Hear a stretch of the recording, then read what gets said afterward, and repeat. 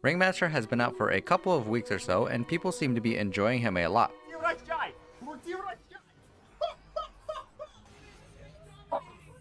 with some pretty good success in the support roles. Today we're going to look at how people are playing him so we can all learn if we want to try him out ourselves or if we want to know what to expect when playing against him. First, we'll start out with the skill build. Most people are going for a 302 build with the occasional 311 for a value point in his save ability Escape Act. They'll then finish maxing Tame the Beast, then Impalement Arts, and finally Escape Act. This build allows for easier farming and kill potential early on. Most people are mostly skilling Tame the Beast at level 1 to help in early engagements and to secure the last hit on range creeps, but don't count out Impalement Arts at level 1 instead. This is also a great ability to help fight during the first couple of waves. The movement slow can help you and your lane partner get on top of enemies. Combo that with a blood grenade and any abilities from your lane partner and you'll either get some really good harass or a kill on the enemy. For talents, a majority of people go for 2-1-1-2, but as always consider your options depending on your game. A strong dispel on your save at level 25 might end up winning you the game. Now let's look at item builds. The most popular items seem to be pretty standard support items. Arcane Boots, Pavis into Crest, Mech into Greaves, and situational items like Force Staff, Yules, Ghost Scepter, Glimmer, just any item that your team needs based on the game. Maybe even a Pipe, Lotus, or Urn into Vessel. There aren't really items that are essential for Ringmaster to get to have high impact, like how a Blink Dagger is for Axe. Maybe the most important would be an Aether to help the cast range on all of his abilities, but even that is not being picked up super often by most players. A couple of items that are almost always purchased by Ringmaster players with a nearly 100% win rate are the Subscribe Scepter and the Like button bar. Try them out if you don't believe me, it's free MMR. Now let's look at actual gameplay starting with the laning phase.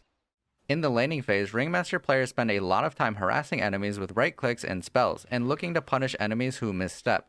At level 1 and 2, Ringmaster has a lot of kill potential with his spells, no matter which order you choose. His slow from Impalement Arts is great for getting on top of an enemy, and it's a great setup for a long duration Tame the Beast hit.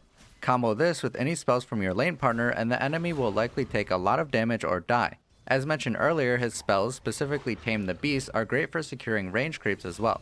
As you get to level 4 and 5 in the lane, your combination of spells start to deal tons of damage. They're pretty low cooldown and low mana cost, allowing you to spam them, keeping your enemies low health and scared to commit to a fight. If you're able to bring down any enemies in your lane, you'll be getting some souvenirs as well, which can be game changing in these early fights. These also have a low cooldown of 3 seconds if you happen to have more than one ready to use. Ringmaster players focus on items that help them fight a lot early on. 1 or 2 tangos at the start, a stick, blood grenade, and some stats. They'll fly out more resources to continue fighting like a Clarity, another blood grenade, more tangos, or even a salve. Then arcane boots to spam spells even more. Overall, it seems you should be harassing a lot and constantly looking for kill opportunities. Playing a passive lane with Ringmaster is a waste of his potential.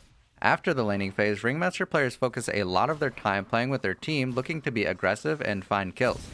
Ringmaster's toolkit is powerful, offering ways to catch and slow enemies while also dealing lots of damage. Utilizing this by playing on the offensive is the ideal approach. Ringmaster can farm decently well with the max Q, clearing creep waves and neutral camps fairly quickly, but most players don't focus on that too much. They might clear a wave or camp if they're passing by, but as I mentioned, their focus is more on using spells on enemies, especially once you're level 6 with Wheel of Wonder. Like the laning phase, playing passively during the rest of the game as Ringmaster doesn't feel great. Make use of Wheel of Wonder if it's up, as it's very difficult for enemies to play around its large AoE in teamfights. Speaking of teamfights, let's talk about how to play them as Ringmaster. Ringmaster has a lot of utility in his spells, allowing for extremely high impact in teamfights. The overall approach is to play further back in fights using spells only when needed. Tame the Beast is great damage on a pretty low cooldown. It also fears the enemy, stopping them from attacking or channeling a spell. Escape Act is an extremely great saving tool. Against heroes and lineups that want to jump a target or two and blow them up, like Legion with Duel, Act with Call, or Faceless Void with Chronosphere, Escape Act will completely ruin their game plan. This makes it almost a priority for your enemies to make sure you're dealt with in a teamfight.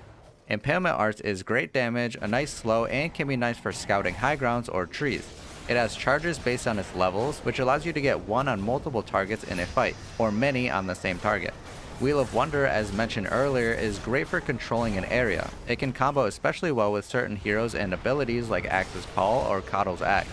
It also has really large range, making it easy to use while playing back in the fight.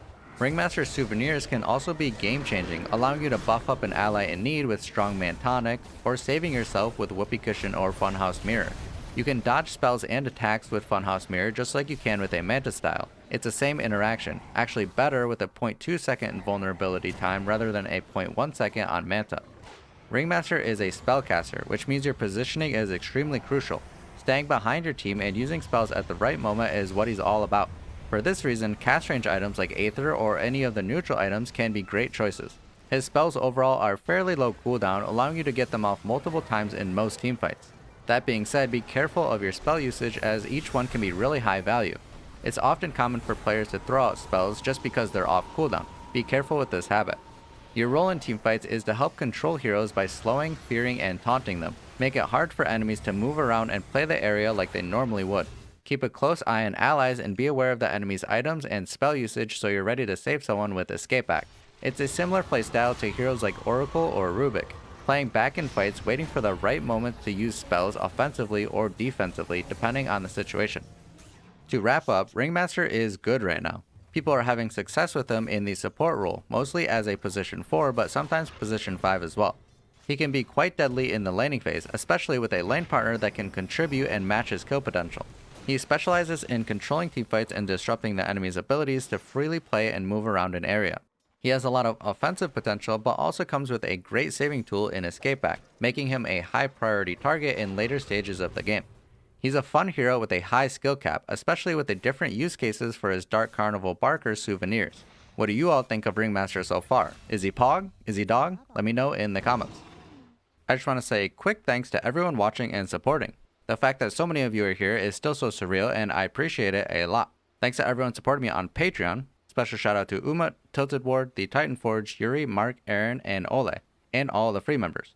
Thank you so much for watching, and as always, I hope you learned something new with me.